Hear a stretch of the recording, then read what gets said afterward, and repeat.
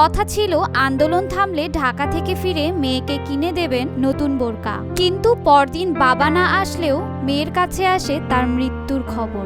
গণ অভ্যুত্থানে শহীদ হন আজমত আলী।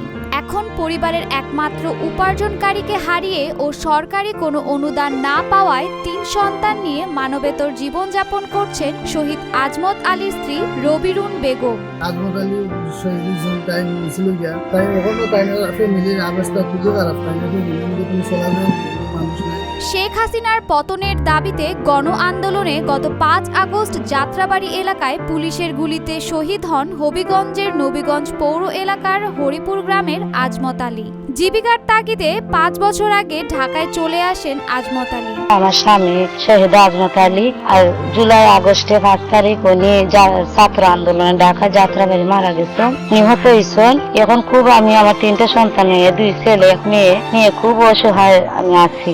ঢাকায় এসে যাত্রাবাড়ি এলাকায় মাছের ব্যবসা শুরু করেন তিনি। বৈষম্য বিরোধী ছাত্র আন্দোলনে শুরু থেকেই সক্রিয় ছিলেন আজমত। এর পরিপ্রেক্ষিতে যাত্রাবাড়িতে একটি মিছিলে যোগ দেন তিনি। মিছিল চলাকালে পুলিশের গুলিতে ঘটনাস্থলেই তিনি নিহত হন বলে জানায় পরিবার। আমার ভাই আজমত আলী ৫ তারিখে গুলি খাইয়া ঢাকা যাত্রাবাড়ি মারা গেছে।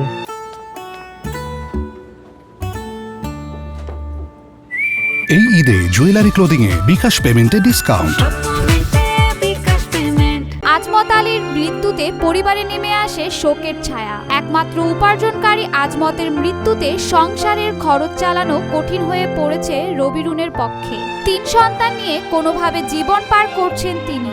সরকার থেকে কোনো আমি অনুদান পাইনি, তাই আমি বিনিময়ে কষ্টতে চলতেছি আমার বাচ্চাটা নিয়ে। রবিরুন বেগমের দাবি, তারা জুলাই শহীদ স্মৃতি ফাউন্ডেশনের পক্ষ থেকে সহায়তা পাননি।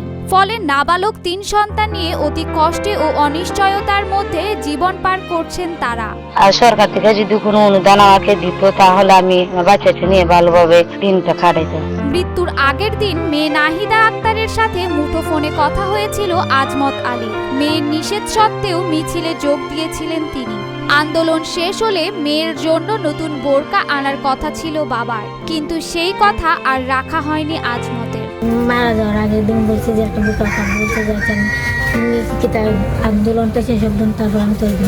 স্থানীয়রা জানান, বিএনপি ও জামায়াতের পক্ষ থেকে কিছু আর্থিক সহযোগিতা পেলেও সরকারি অনুদান না পাওয়ায় অতি কষ্টে জীবনযাপন করছেন শহীদের পরিবার। দ্রুত আজমত আলীর পরিবারের পাশে দাঁড়ানোর জন্য সরকারের দৃষ্টি আকর্ষণ করেন স্বজন ও এলাকাবাসী। আজমত আলীর ৩ ছেলে মেয়ে অসহায় বাচ্চারা চলাফেরা নাই, বাচ্চা বলতে কি আলোতে খাইতো। সরকারিভাবে আর্থিক সহায়তার পাশাপাশি শহীদ পরিবারের সদস্যদের কর্মসংস্থানের ব্যবস্থা করে দেওয়ার জন্য সরকারের প্রতি দাবি জানান নবীগঞ্জের সমন্বয়ক। এখানে হতে পারে যে আশেপাশে ওনার বাড়ির আশেপাশে একটা দোকানপাটও করে দেওয়া যেতে পারে। উপজেলা নির্বাহী কর্মকর্তা আশ্বাস দিয়ে জানান, ইতোমধ্যে শহীদ আজমত আলীর স্ত্রীর ব্যাংক অ্যাকাউন্টের তথ্য ঊর্ধ্বতন কর্তৃপক্ষের বরাবর প্রেরণ করা হয়েছে। খুব শীঘ্রই জুলাই বিপ্লবে শহীদ পরিবার সরকারি অনুদান পাবে। সারা দেশে আসলে আপনারা জানেন ইতিমধ্যে সরকার আমাদের যারা শহীদ হয়েছেন জুলাই বিপ্লবে তাদের তালিকাভুক্ত করা হয়েছে এবং আমাদের শহীদ আজমত আলীও উনি তালিকাভুক্ত আছেন এবং তালিকাভুক্ত যারা শহীদ আছেন তাদেরকে সরকার বড় ধরনের একটা অনুদানের চিন্তা ভাবনা করছে। দ্রুত শহীদ আজমত আলীর পরিবারকে জুলাই শহীদ স্মৃতি ফাউন্ডেশনের পক্ষ থেকে সরকারি সহায়তা দেওয়ার দাবি এলাকাবাসীর। অন্যদিকে শহীদ পরিবার খুব শীঘ্রই সরকারি অনুদান পাবে প্রত্যাশা স্থানীয় প্রশাসনের।